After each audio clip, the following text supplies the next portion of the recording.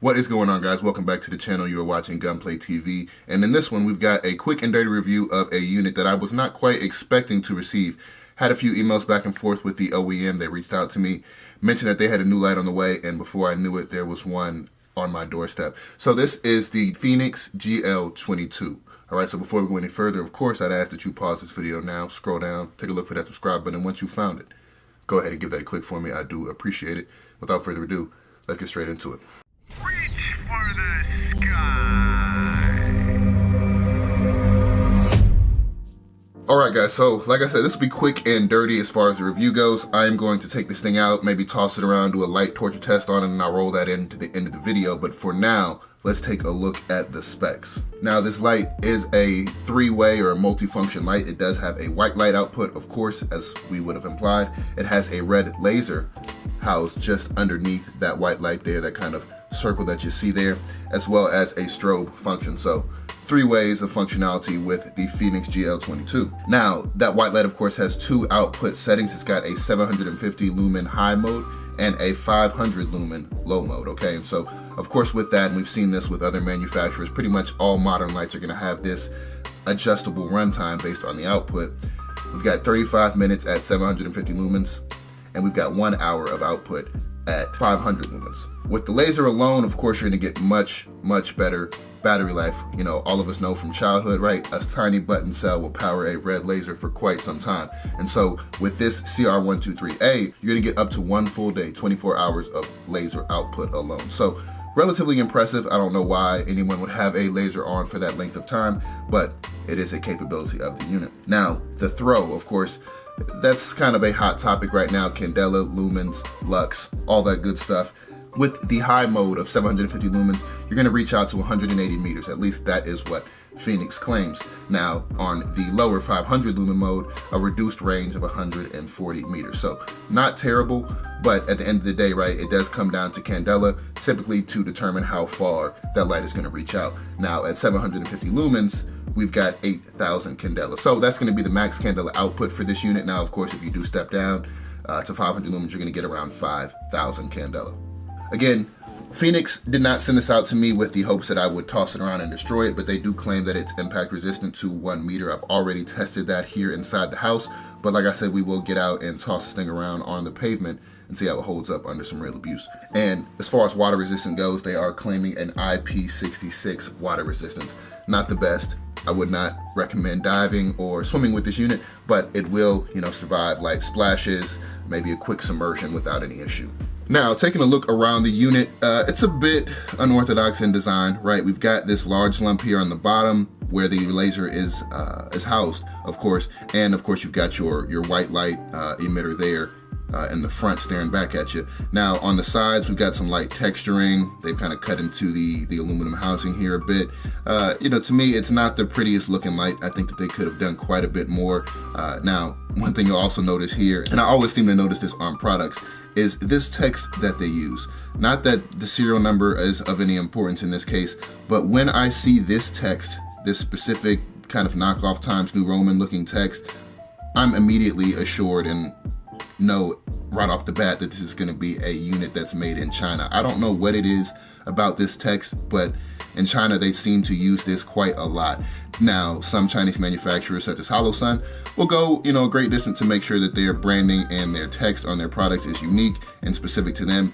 Fenix did not appear to take that same level of care, at least with this review unit. Now, on the back, we are gonna see we've got dual switches, right? And these are relatively tactile. You won't be able to hear it, but they do have a nice press and tactile reset. So I do like that. They're not the most ergonomic switches, and we'll throw it on a frame here off camera just to take a look at how that can be manipulated when it's on your firearm.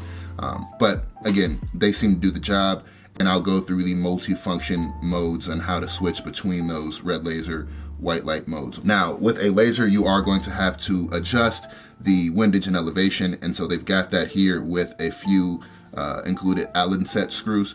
You know, it gets the job done. Now, of course, I haven't gone as far as zeroing this. I don't intend to use it in any practical application, but I will keep this thing around. I'm planning on getting to airsoft, or getting into airsoft, I should say, and I think that this would be a good unit for that purpose. provided that I can find a holster that fits it. And that's frankly going to be the Achilles heel of this unit. Fenix, as far as I know, has made a number of handheld lights for quite some time. This is their first pistol mounted light. And so I think that the hurdles that they're going to find themselves having to jump and try to get through is going to be getting holster manufacturers to accommodate this light. As we know, most of the time, right, when you do have a light mounted firearm, or a light bearing firearm, I should say, the retention of that holster is typically on the light, which means holster makers have to kind of go out of their way, procure units of the particular light, and place it on a number of different firearms in order to make that accommodate your custom fit Kydex or Safariland, what have you, right? So I think that's going to be the main holster that they need to get through. And then lastly, here on the top, we do have a removable Picatinny lug there. I'm not sure why that's in place. I don't know if this is maybe specific to the review unit that I've received, but they did not include any other plates for my usage, at least. Frankly, that light came just as is. The only manual and text I have on the unit is in my email address, of course. And so again, maybe this is just a review unit. I didn't get much of an unboxing experience, pretty much just a light in the bag, but your mileage may vary. Now, with the QD functionality, as they claim, it's not quite as quick detach as I would like, but it is possible to do without tools. You can come in here and you can rotate that wheel, allowing that arm to kind of swing out a bit, where you can then place this on a rail, which we'll do here in a bit. All right, guys, and so through the magic of video editing, we have the Fenix GL22 mounted up to my P320, the good old faithful. Right now we can quickly see that this firearm is unloaded and safe. Okay, and so I wanted to go ahead and place this on there so we had an idea of what it would look like on your typical everyday carry or compact style firearm. It is a bit bulky, as we touched on before, right? It protrudes a bit beneath that trigger guard. It's not impossible to use and get a good reach on those switches, but it is a bit bulky. It's a little bit heavy, and it's not the prettiest light, right? So let that say what it will. I'll allow you to make your own judgments on that regard, but it does in fact fit your standard Picatinny rail sections. Now, provided that you don't have a subcompact frame of some kind, it should plug and play pretty nicely. Now, if I go ahead and hit these switches, of course, the light is not going to come on because I have removed the battery. Now, I wanted to talk about this battery because this is one of the better additions in my mind that Fenix has thrown in the box. Now, it's a 700 milliamp hour battery. It is rechargeable, and it is a protected cell, which essentially means that it's going to help protect and help assure that the battery does not overheat, over discharge, right, or potentially explode, right? So that's something that you'll look at in higher end flashlights.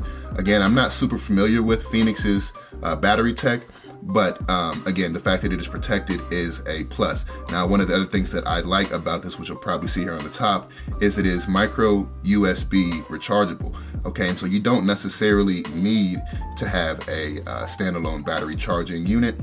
You can plug this in via micro USB, and there is a red LED which turns blue underneath this kind of white cap cover.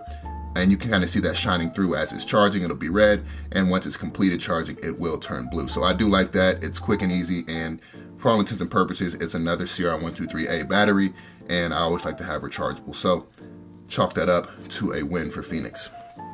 Now, to go ahead and drop this back in, we can see that there is a nice diagram here telling us how to unlock the bezel. You simply rotate that up.